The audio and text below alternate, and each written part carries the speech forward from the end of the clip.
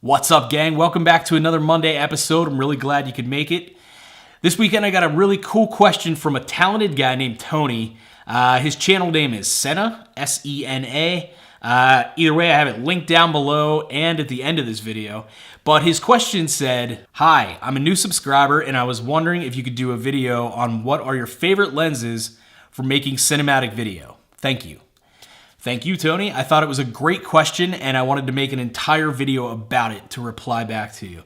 So today, we're gonna be talking about the lenses that I think make the best cinematic shots. Also, if you dig this shirt, stick around because I'm gonna tell you how you can get your hands on one. We've got a lot to cover today, so let's get going. But first, please consider subbing this channel.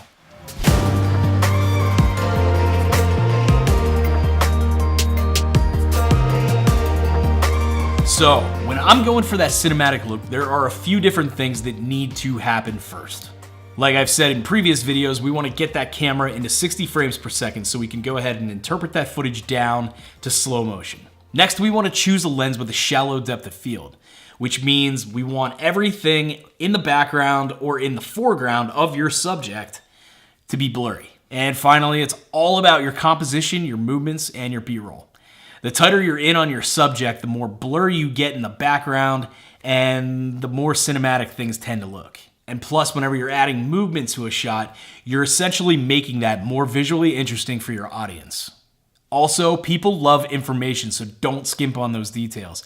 I could just go ahead and shoot my coffee mug at a really wide angle and that be that. Or I could get in there super close and shoot a bunch of details. And that is when beautiful things really start to happen. All right, so if we're going cinematic, there's two lenses that I'm gonna grab off of this shelf immediately.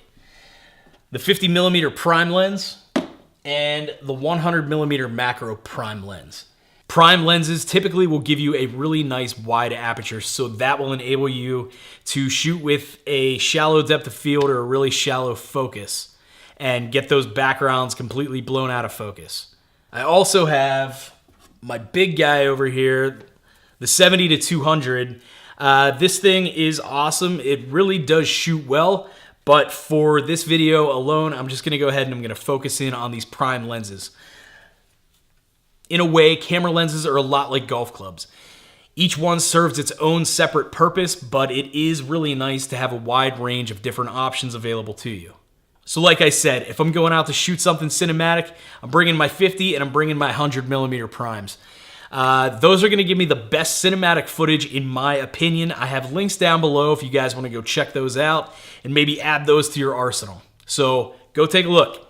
And don't forget that a nice color grade is like icing on the cake. It really is your last and final step in making your footage look as cinematic as possible. That's all the time we have for today, but before we go, if you want a shout out to your channel, go ahead and send in a question. And if it's a really good question, and I might just make a whole video about it. Also, I wanted to tell you guys how you can get your hands on one of these awesome t-shirts. There's two ways to do it. You can go to Facebook and search out the creator community, or you can head over to Amazon and type in creator community, and this shirt will pop up. Both of those links are down below, so please give them a look.